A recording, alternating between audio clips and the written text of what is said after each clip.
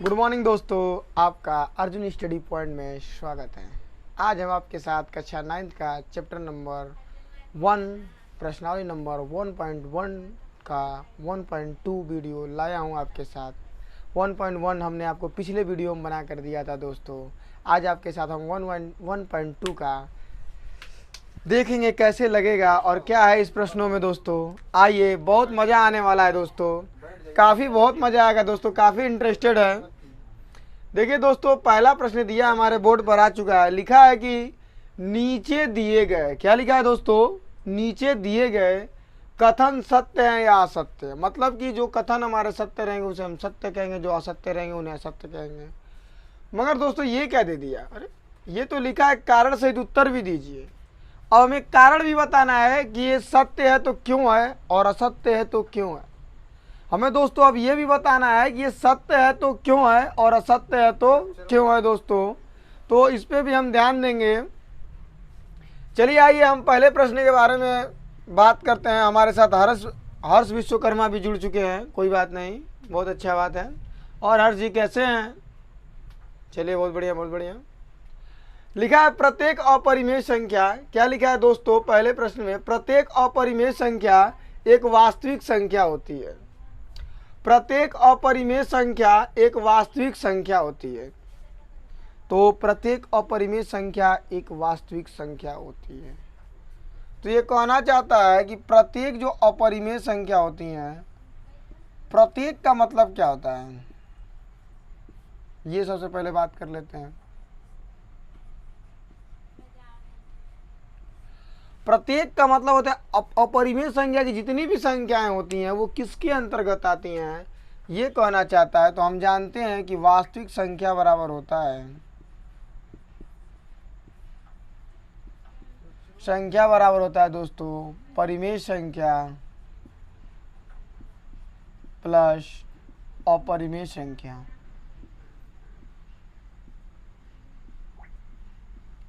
इस फार्मूले के अनुसार हम देखते हैं दोस्तों कि वास्तविक संख्या के अंदर क्या आती है, अपरिमेय संख्या आती है। क्या आती है? अपरिमेय संख्या। तो प्रत्येक अपरिमेय संख्या हमारा वास्तविक संख्या हो सकता है। हमने कारण तो बता दिया दोस्तों, क्यों इसमें बोला है कि प्रत्येक अपरिमेय संख्या एक वास्तविक संख्या होती है। तो यहाँ देखिए फार्मूले के अनुसार प्रत्येक अपरिमेय संख्या एक वास्तविक संख्या हो सकती है, इसलिए कि अपरिमेय संख्या और परिमेय संख्या मिलता है तो एक वास्तविक संख्या बनता है। दोनों प्रकार की संख्याओं को हम क्या कहते हैं, वास्तविक संख्या कहते हैं दोस्तों। इसलिए पहला क्या है, सत्य है। इसलिए कि जितनी भी अपरिमेय संख्या होती है वो वास्तविक संख्या होती हैं। दूसरे को देखिए दोस्तों, दूसरा तो हम बता देते हैं कि संख्या रेखा में प्रत्येक बिंदु करड़ी में यम के रूप का होता है, जहाँ यम एक प्राकृतिक संख्या है दोस्तों। तो संख्या रेखा क्या होता है दोस्तों, सबसे पहले हम ये बात करेंगे। संख्या रेखा पे जो जीरो होता है वो मूल बिंदु होता है। जीरो क्या होता है दोस्तों, मूल बिंदु होता है।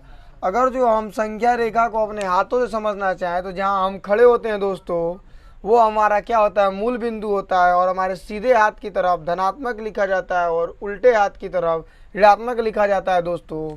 तो सीधा हाथ हमारा इधर है तो इधर धनात्मक रूप में संख्या लिखी जाती है और उल्टे हाथ की तरफ हमेशा क्या लिखी जाती है, ऋणात्मक संख्या लिखी जाती है दोस्तों। तो हमने जान गया कि संख्या रेखा पे प्रत्येक बिंदु धनात्मक भी हो सकता है और ऋणात्मक भी हो सकता है। तो बोला है कि करड़ी में यम के रूप का होता हो, जहाँ यम एक प्राकृतिक संख्या है। मगर अगर जो दोस्त यम एक प्राकृतिक संख्या है तो आप लोग प्राकृतिक संख्या हमने इंट्रोडक्शन में बताया था, प्रश्नावली नंबर 1.1 में हमने बताया था कि प्राकृतिक संख्या वे संख्याएं होती हैं जो हमेशा कहाँ से लिखी जाती हैं, एक से लेकर अनंत तक संख्याओं को हम प्राकृतिक संख्या कहते हैं। और यह हमेशा किस में होता है, धनात्मक के रूप में होता है। और संख्या रेखा क्या होता है, धनात्मक और ऋणात्मक के रूप में होता है। और यहाँ पे दोस्तों कहना कहा जाता है कि संख्या रेखा का प्रत्येक बिंदु, तो प्रत्येक बिंदु में दोस्तों प्लस भी आएगा और माइनस भी आएगा। मगर यहाँ क्या कह रहा है कि प्राकृतिक संख्या होती है और प्राकृतिक संख्या केवल धनात्मक होती है दोस्तों। इसलिए ये क्या है, असत्य है। अगर जो इसमें भी ऋणात्मक होता तब ये क्या होता, सत्य होता। मगर प्राकृतिक संख्या में क्या होता है दोस्तों, केवल धनात्मक होता है, इसलिए ये क्या है, असत्य है। अगर तो यहाँ पे पूर्णांक दे देता है दोस्तों तब तो ये सत्य हो जाएगा। इसलिए पूर्णांक का मतलब क्या होता है दोस्तों कि वो माइनस अनंत से लेकर 0 तक और 0 से लेकर प्लस अनंत तक की संख्याओं को हम क्या कहते हैं, पूर्णांक कहते हैं। तब ये प्रश्न हमारा सही हो जाता। मगर ये क्या दिया दोस्तों, प्राकृतिक संख्या दिया है और प्राकृतिक संख्या केवल प्लस में लिखी जाती है दोस्तों, इसलिए ये क्या है, असत्य है। आपको समझ में आ गया होगा दोस्तों। चलिए तीसरे क्वेश्चन की तरफ बात करते हैं। तो क्या कह रहा है दोस्तों कि प्रत्येक वास्तविक संख्या एक अपरिमेय संख्या होती है। नहीं दोस्तों, पहले एग्जाम्पल से हम समझ लेते हैं कि वास्तविक संख्या में अपरिमेय संख्या भी होती है और परिमेय संख्या भी होती है। तो हम कैसे कह सकते हैं दोस्तों कि प्रत्येक वास्तविक संख्या एक अपरिमेय संख्या होती है, ये नहीं कह सकते दोस्तों, इसलिए कि वास्तविक संख्या में अपरिमेय संख्या भी होती है और परिमेय संख्या भी होती है, इसलिए ये भी क्या है दोस्तों, असत्य है। एक बार हम तीसरे क्वेश्चन को फिर से बता देते हैं, तीसरे और पहले को। इसमें बोला है दोस्तों कि प्रत्येक अपरिमेय संख्या, तो वास्तविक संख्या के अंदर ही अपरिमेय संख्या आता है, इसलिए जितनी भी अपरिमेय संख्या होंगी वो हमारी वास्तविक संख्या हो सकती हैं। प्रत्येक का मतलब होता है जितनी भी संख्या अपरिमेय संख्या के अंतर्गत आती हैं वो क्या वास्तविक संख्या होती हैं। तो ध्यान दीजिए कि वास्तविक संख्या में अपरिमेय संख्या सम्मिलित होता है, तो प्रत्येक अपरिमेय संख्या एक वास्तविक संख्या हो सकती हैं। और इसमें बोला है कि प्रत्येक वास्तविक संख्या, जो ये प्रत्येक वास्तविक संख्या है वो अपरिमेय संख्या हो, ये नहीं हो सकता है दोस्तों, इसलिए कि वास्तविक संख्या में परिमेय संख्या भी होता है और अपरिमेय संख्या भी होता है। दूसरा प्रश्न है सर दोस्तों, देख लो, संख्या रेखा का प्रत्येक बिंदु। तो संख्या रेखा पे जो प्रत्येक बिंदु होता है दोस्तों वो धनात्मक भी होता है और ऋणात्मक भी होता है। मगर लास्ट में क्या बोला है कि वो करड़ी के रूप में और प्राकृतिक संख्या हो, और प्राकृतिक संख्या केवल धनात्मक होता है, इसलिए प्रत्येक संख्या रेखा को जो मान होता है वो धनात्मक नहीं होता है, इसलिए कि वो ऋणात्मक भी होता है, इसलिए ये भी क्या है, असत्य है। आपको ये क्वेश्चन समझ में आ गया हो तो आप लोग इसका स्क्रीनशॉट ले लीजिए, हम इसको अभी रेज करेंगे दोस्तों।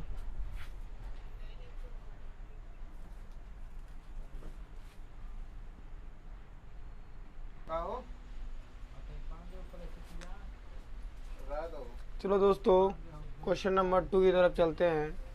कह रहा है क्या सभी धनात्मक पूर्णांक के वर्गमूल अपरिमेय होते हैं, यदि नहीं तो एक ऐसी संख्या का वर्गमूल का उदाहरण दीजिए जो परिमेय संख्या है। तो कह रहा है दोस्तों कि जो पूर्णांक हो, पूर्णांक का मतलब कि पूरा अंक जो माइनस अनंत से लेकर 0 तक और 0 से लेकर धनात्मक अनंत तक की संख्याओं को हम क्या कहते हैं, पूर्णांक संख्या कहते हैं। और बताना है हमें तो दोस्तों, तो मान लीजिए कि अगर जो करड़ी में 4 है, 4 का हमने वर्गमूल निकाला तो क्या होगा, 2 क्या है, परिमेय संख्या है दोस्तों। इसी तरह हम लोग मान लेते हैं करड़ी में 1 है, 1 का वर्गमूल निकालेंगे दोस्तों 1 आएगा, तो ये भी क्या है दोस्तों, परिमेय संख्या है दोस्तों।